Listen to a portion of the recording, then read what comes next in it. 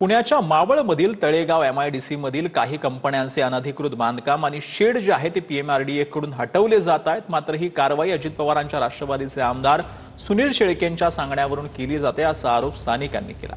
या कारवाई विरोधात आंदोलनही करण्यात आलेलं आहे। तर PMRDA ने या कंपन्यांना रितसर नोटिसा देऊन ही कारवाई सुरू केली असा दावा अधिकाऱ्यांनी केलेला आहे।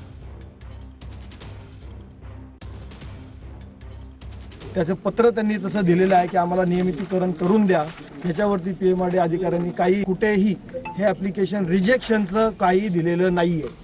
PMRDA ने आपली आणि आता आम्ही प्रूफ मागतोय तर PMRDAच्या ऑफिसरला प्रूफ दाखवता आलेला नाही रिजेक्शनचं। दुसरं मी त्यांना रीट पिटिशन आता दाखल केलेली सांगितलंय, तर रीट पिटिशनचा सुद्धा ते मान्य करत नाही की ते आत्ताशी दाखल झालंय। आम्ही तोडणारच, एवढं जोर का लावतात बांधकामं तोडण्यावरती। तर गडचिरोलीच्या मूळशेरामधील प्राथमिक आरोग्य केंद्रात आरोग्य सेविकांचा आत्महत्येचा प्रयत्न पाहायला मिळतोय। वैद्यकीय अधिकारी कामाचा जास्त भार टाकत असल्याचा आरोप करण्यात येतोय। आरोग्य सेविकेनं झोपेच्या जास्त गोळ्या घेत आत्महत्येचा प्रयत्न केला। आरोग्य सेविकेवरती रुग्णालयात उपचार सुरू असल्याची माहिती मिळते।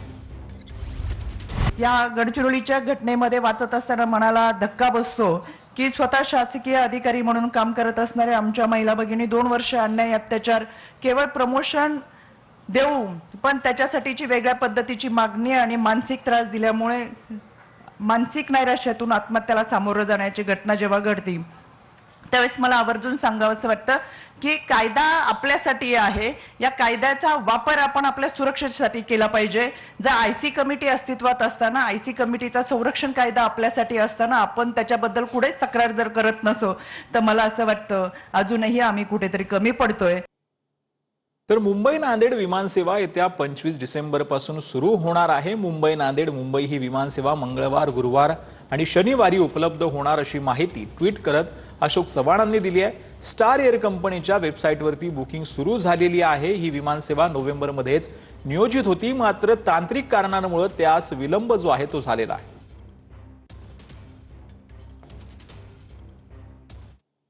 तर मुंब्रा रेल्वे अपघात प्रकरणामध्ये रेल्वेच्या 2 अधिकाऱ्यांवर गुन्हा दाखल करण्यात आला आहे। दोन्ही अधिकारी अटकपूर्व जामिनासाठी मुंबई हायकोर्टामध्ये गेलेले आहेत। पावसामुळे ट्रॅकच्या खालची माती वाहून गेल्यावरही दुरुस्तीचं काम वेळेत न झाल्यामुळे या अपघात झाल्याचा ठपका जो आहे तो ठेवण्यात आला।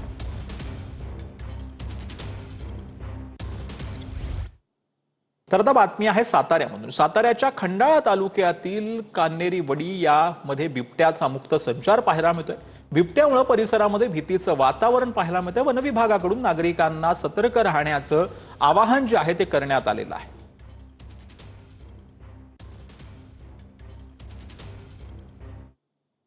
तर जळगावच्या भुसावळमधील सेंट अलोयसिस या शाळेच्या मुख्याध्यापिकेसह 8 शिक्षकांवर पोलिसात गुन्हा दाखल करण्यात आलाय। सद्भावना रॅलीतून धार्मिक भावना दुखावल्याचा शिक्षकांवर आरोप करण्यात आलाय। 3 महिन्यांपूर्वी स्काउट अँड गाईड्सच्या विद्यार्थ्यांना रॅलीच्या नावाखाली धार्मिक स्थळी नेण्यात आलेलं होतं। या विरोधात हिंदू संघटनांकडून तक्रार दाखल करण्यात आली होती।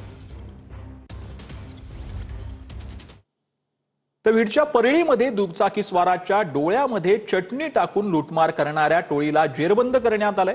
स्थानिक गुन्हे शाखेकडून 4 जणांना अटक करण्यात आली असून पोलिसांनी आरोपींकडून मुद्देमाल जप्त केला। या टोळीनं धारावती तांडा गावामध्ये 2 दुचाकीस्वारांना अडवून त्यांना लुटलं होतं।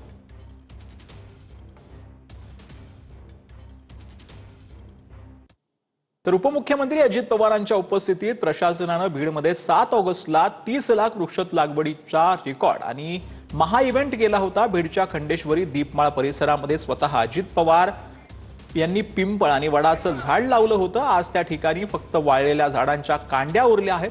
प्रशासनानं वृक्ष लागवडीचा इव्हेंट केला आणि पुन्हा मात्र त्याकडे दुर्लक्ष केलं असा आरोप सामाजिक कार्यकर्त्यांनी केलेला आहे। तर ठाण्यामध्ये केकमध्ये गुंगीचं औषध टाकून बेशुद्ध करून महिलेवर अत्याचार करण्यात आलेला आहे। 2 जणांकडून महिलेवरती सामूहिक अत्याचार करण्यात आला। आरोपी हिरालाल केदारला न्यायालयीन कोठडी देण्यात आली आहे। एक आरोपी फरार असून त्याचा शोध सुरू आहे।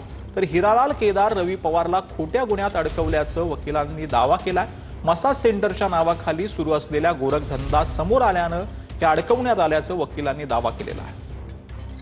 राजकीय त्यांचं इंटेन्शन, कारण की हे लोकच आहे ज्या अशा लोकांना त्यांचे उघडकीस करून आणतात. जे पण काही असतं जे इनलिगल ते त्यांच्या स्पामध्ये चालू करतात. या सगळ्या गोष्टींवर यांचं लक्ष असतं आणि यांनी याच्यामध्ये कुठलाही सहभाग न घ्यावा म्हणून यांना इंटेन्शनली अशा खोट्या गुन्ह्यांमध्ये यांना अडकवण्यात यावं. आणि कोर्टाचं काय याच्यानंतर म्हणणं आहे?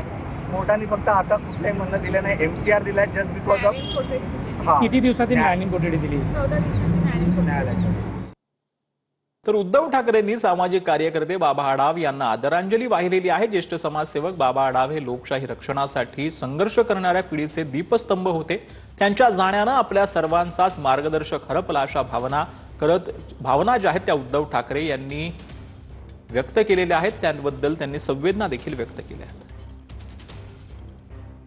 पत्रकारांनी अजित पवारांना जय पवारांच्या लग्नातील डान्सबद्दल विचारताच दादांनी स्मित हास्य केलेलं आहे. जय पवारांचं बहरीनमध्ये लग्न पार पडलं. यावेळेला अजित पवारांनी डान्स केला होता.